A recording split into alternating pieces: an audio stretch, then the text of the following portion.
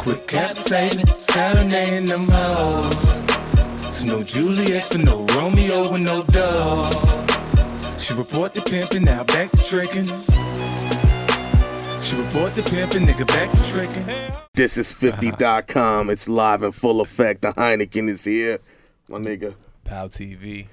We got the world famous DJ Clue. The world famous, the world's most hated. How did that whole connection with you and Rockefeller start? Actually, you know what?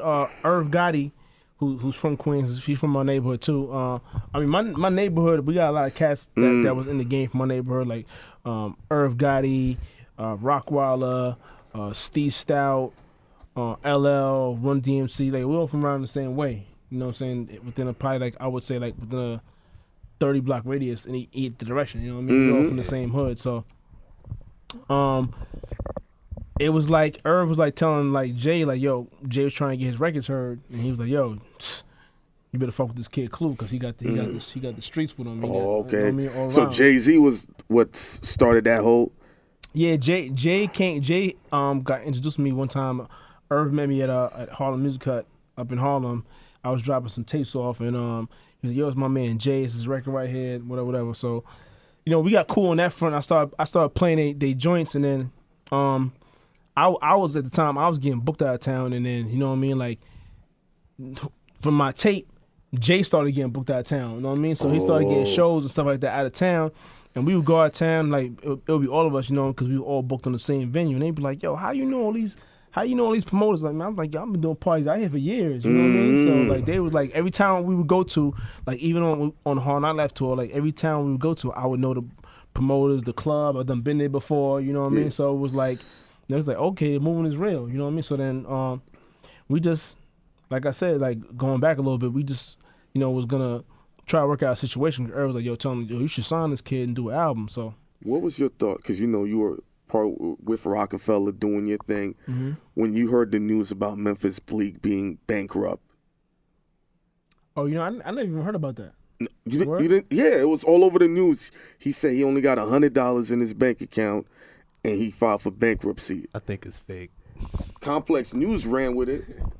I don't know. I didn't hear about that. I mean, as far as I knew, Bleek was chilling. Like, I mean, every time I see Bleek, he's chilling. He got his jewelry on. I know he's doing something with Duce. Duce, yeah. So I mean, it was trending, man. Like I'm like, complex. All these news sources ran with it. Right. So I'm like, all right, this is credible. Why they saying he only got $100? Jay is his man. So I mean, like, I doubt he ain't gonna see Bleek, you know, fall on his face. I mean, I can't see that happening. I mean, because they was hitting, you know, they was trolling Bleek, hitting him with Jay-Z line. You know that line, even if I'm one hit away, you know, Bleek is still good. And they was really reciting it on Twitter and social media. I'm like, jeez. I mean, look, man, like, I tell everybody like this, man. One thing you can never compete with is the internet. The internet is undefeated, man. Yo. Undefeated. Man. Yo. I think someone took my line. I made that up. Someone took my line, man. The Jordan crying face. Yeah, the internet, you're going to have a hard time. The internet's undefeated, man. I heard, like, a crazy story. I don't know how accurate it is, that you had got your hand on one of these Biggie exclusives, and them niggas was tight, and they was really looking for you. Yeah, they was on my heels for a minute, man. But the thing about it back then, you know, Clue was just a question mark symbol, so they ain't know what I look like. So, like, Biggie was just looking for the question mark. Yeah, Biggie went on Flex's show, and he was like, "Yo, Clue, I'm looking for you." Yeah, and so I took that little piece of intro and made a freestyle, made a diss record behind it. You know, like what was that experience? B.I.G., the biggest artist coming out of New York. Well, I mean, he was big at the time, but he wasn't like, you know, he wasn't like, you know, nationwide iconic yet. He was on his way, you know, on his way up. But I mean, for me, obviously, it was a big thing, because, you know, like, I'm just at the time, I'm just DJ Clue from Queens, mixtape cat trying to get on. So I'm like, yo, we're gonna use this little intro. He just shouted us out on the radio station. We're gonna use this intro and make a diss behind it. When it was, you know, the new Biggie Smalls Hypnotize just came out, and it's on Clue tape, and the world wants it, and they put it in rotation with my voice on it. You know what I mean? That's how that happened. You know what I mean? They wanted more money, more problems. Like, you know what I mean? I went to the studio, sat with Puff and Big. They played me the whole entire album, and I picked them 2 joints. Like, these are gonna be the joints. So you picked the hit singles off of Biggie's. I mean, you don't call Diddy and ask him. He played me the album. I picked the joints. I mean, like, I'm not saying that I'm responsible for what it was. I'm just telling you what happened. I mean, you know listen, that's what I could do. That's a dope, impactful moment, you know, in hip hop. That's an iconic album, and for you to sit there and say 1, 2, run with this, and that's what ended up happening. I mean, not me and Diddy, we have a cool relationship. Like, it was like that with us. Like, he would call me, like, he called me and was like, "Yo, what you think about this this record?" And was Can't Hold Me Now with him and Mace. I'm like, "Yo, we're gonna go with this." Yeah. What's your thoughts on the whole Rich Homie Quan and Biggie Smalls, him jacking up the verse? And I mean, look, man, you talking about Rich Homie Quan? You know, he's always smoking, drinking. So, yeah. You know, you can't expect someone like, you know what I mean? Like, young. You know, he's young. He's not really from that era, so like, he ain't gonna know all the words to that song. Like, I mean, but what? I mean, in my mind, I'm like, why would VH? I get it. They probably trying to get a different audience, but him to do a Biggie verse, why not Fab? Did they even try to attempt to call Fab for that? I don't. You know what? Ratings. I didn't even ask him. I see Fab all the time. He didn't even mention it, but I don't think Fab was here though. And what do you see the future of this culture of hip hop, this game of hip hop going? Right now I think it's kind of mixy. You know what I mean? I think it's kind of mixy right now.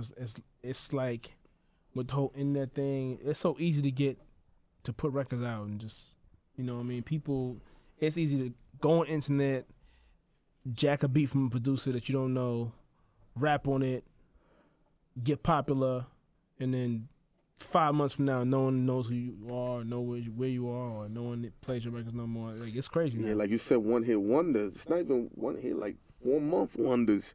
They playing and one then, record, you know, you play to death, people love it, and then you hear another record, you be like, why do I like this person? You know? But you can't, you can't even get mad. Like, you can never hate or get mad at someone trying to make some money or make a living or trying to better themselves. So you gotta take it with a grain of salt. You being in this game, you know, double decades and doing your thing, like, and you've seen so many artists come up out of the new crop. Who you looking at that's like, yo, I like your longevity, or I like what you're gonna do for the game? That's tough, man. Yeah, I'm like, I tell like, you know, all the young cats that's around now that be, you know, around Cell Show, my show, like, we talk about music all the time, and they be like, I'm like, you know, no disrespecting nobody, but we just came from a different era. Like, I mean, like, you know, when I came up in my era, in like certain circles, like, you had to really be able to really put verses together. Yeah, you had to really, otherwise no one was paying you attention. Now it's like you have artists who got, like within the last 7-8 years, you've never seen so many one-hit wonders. Yeah. You know what I mean? It's just like, obviously, if you're in the studio all the time, you're gonna be able to come up with a record, one way or another. You're gonna come up with either a hot beat, a hot hook. Like, if you working, you could be able, people can come up with a record. You know what I mean? But it's to be able to follow up and keep up with the whole, you know, the album and the song after song. Like, you know, it's hard to do, man. Like, it's not easy. Yeah, it's not as easy as people think. Because the way they make it seem like, yo, dude just jumped in. Like, same thing with, like, Designer and Panda. Like, it's just he got the beat, and, you know, you're like, I can't hate on no 18-year-old. You know, God bless you. You're not working no job. You're not flipping no burgers. You living your life. You got the #1 record in the world, goddamn. You know what I'm saying? But what's the follow-up, you know? But who knows, man? Fuck it. Fuck bitches, I guess. I mean, from the people I've been around, like, the newer people, like, the ones that, I mean, the cats that I be always seeing in the studio all the time, like Future, Young Thug. You know what I mean? I've been in the studio working with Future, and, like, you know, he knocks out song after song after song after song, and he don't never care about, yo, I gotta go to the club and go see what some chicks is doing. His priority is always like, we out of town, we wherever we at, yo, let's go to the studio. Yo. And that's the hunger, man. That's the hunger you need.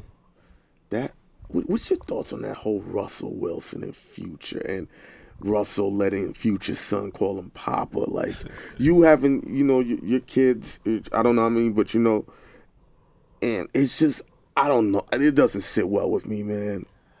I mean, look.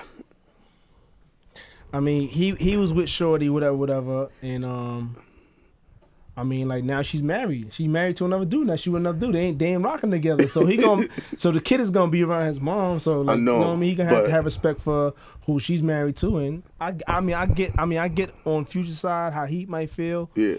And on the other side, you gotta be like, you know what I mean? Like, what you gonna do? He gonna be around him. I mean, I'm almost positive. Well. I mean, I'm almost positive. I know how Future is. I know how Future cares about how all his kids. So I know for a fact that his son is gonna know that Future is his father, and that's who he needs to respect in that manner. Like, you know what I mean? Of course, you discovered Fab. You gave him his, like, how did that whole situation happen? Like, because the dynamic and the relationship between y'all, it's so dope to see DJ pumping this new kid out of nowhere. You got him on a 702. When you put him on that 702 remix, I said, this nigga gonna get all my bitches. That's when I was still, actually at the time I was still working at Interscope. That's when, because Steve Stout hired me to be the VP of A&R over at Interscope, and I was over there trying to make moves, putting stuff together. You know what I mean? Like, and I was trying to do a lot of things, and I was getting a lot of roadblocks. But for me to even take the job over there, they wanted me to work over there. Like, you know what I mean? I was like, yo, y'all got to sign my man Fab. You know what I mean? So they kind of knew about him a little bit, but they really didn't know like that about him. You know what I mean? So I was doing, like, meantime I was working on the album, working on his album and stuff like that. And then from there, like, you know what I mean? Like, the relationship for whatever reason, it didn't boil over to be what it was supposed to be. You know what I mean? Because I would bring stuff there. I would bring stuff and try to sign stuff, and this has happened many times. I bring stuff and try to sign it, and they'd be like, "Nah, we don't know if it's gonna work." You know what I mean? Like, I think one of the biggest misses was I tried to sign before Cisco dropped Thong Song. I tried to sign him to a album deal, to a solo deal. You know what I mean? And then they didn't want to do it, and then he went to Def Jam and did it and sold $5 million. When I had my joint venture at Sony, I tried to sign 50. I tried to sign 50 a G Unit. Really? What would stop that from happening? It was a whole bunch of different things. I mean, for one, the building was scared of the kid because he had so much stuff going on in the street. You know what I mean? At the same time, so it was like, and then we was trying to make the deal happen, and they was thinking about it. They was mulling around because he had already had a deal on Sony, but then he had got shot. Yeah, and I was trying to make it happen, but then Shy Money called me one day, like, he's like, yo, man, not for nothing, we appreciate you, you know what I mean, but we about to go meet with Dre and them in LA, and I was, and at that, when he told me that, I knew it was over at that point. At that point, I knew there was no chance of me. Like, what was it like as you're seeing, like, because your hood and your borough has this history of such impactfulness in hip hop. Like, as you watching 50's rise, what's going through your head? Are you talking to other artists? Damn, nigga, I could have made that bread. Yeah, that could be my bread right there now. P.I.M.P. who the shot to them? I'm the girl, them sugar, watch them follow him. Had the homies come through for 100, that be the block. Take your shit, we going up on the Instagram, higher than a ceiling fan. I'm whipping bricks in the kitchen and flying shit out the window like I was Peter Pan. I handle my own shit.